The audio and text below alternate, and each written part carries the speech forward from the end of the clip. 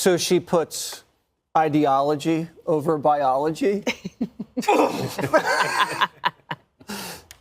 So is Rapinoe saying that she'd be okay with having an all-male U.S. women's soccer team? Apparently so, as long as they get paid the same, I guess. That is Fox News host Jesse Waters in a panel throwing immature shade and ignorance to Megan Rapinoe's comments about trans athletes in an extensive Time magazine profile where she talks about her storied career and her activism. The comments in question, you might ask, quote, "We as a country are trying to legislate away people's humanity in response to policies designed to keep transgender girls and women from playing on female sports teams." She adds that it's particularly frustrating when women's sports are weaponized. Oh, now we care about fairness. Now we care about women's sports. That's total BS.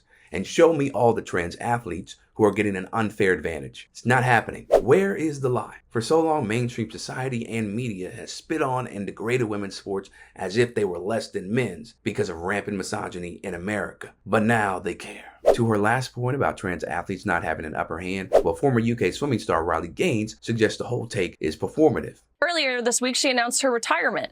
So she's done playing. This is a classic case of virtue signaling. She wants to be seen as kind. She wants to be seen as inclusive, but it is not inclusive, what she's fighting for. It's actually exclusive. It's exclusive to the very female athletes who the women's sporting category was created to protect. And it's not kind to ask a girl to undress in front of a man in a locker room.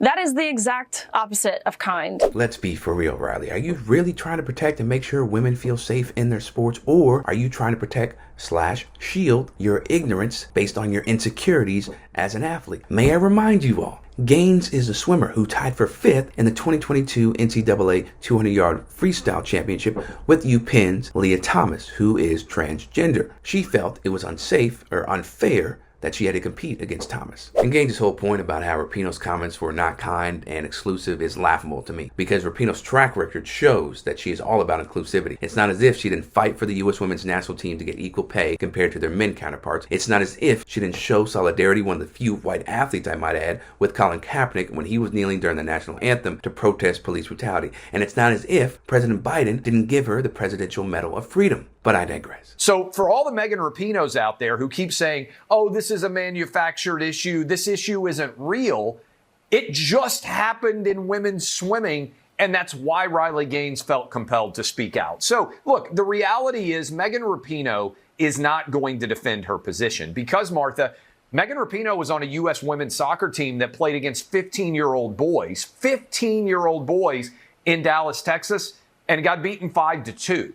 Wow. That's because even boys are better than the U.S. women, 15-year-old boys. Men are obviously bigger, stronger, and faster than women, and they're going to take away, at some point, a women's opportunity to compete for a championship. You know what's fascinating about people like Clay Travis and Riley Gaines? It's that they give zero evidence and facts for their transphobic comments. Furthermore, Travis brought up the point that the U.S. women's national team once lost to a U15 Dallas boys team 5-2. He thought it was some gotcha moment, when in reality, if you look at the facts, yes, they did lose, but the game in 2017 was seen as an informal practice, a tune-up if you will, before the women's team played Russia. So it was never a cause for alarm, but the bigots and the misogynists took it as an opportunity to do so. You see how easy it is for people just to manipulate and twist certain stories to fit their agenda, blatantly lying? Very scary out here. And lastly, trans athletes are not going to be robbing individuals of championships. So long as there are guidelines and procedures in place to make sure the hormonal levels are at a fair rate respectively, then we're good.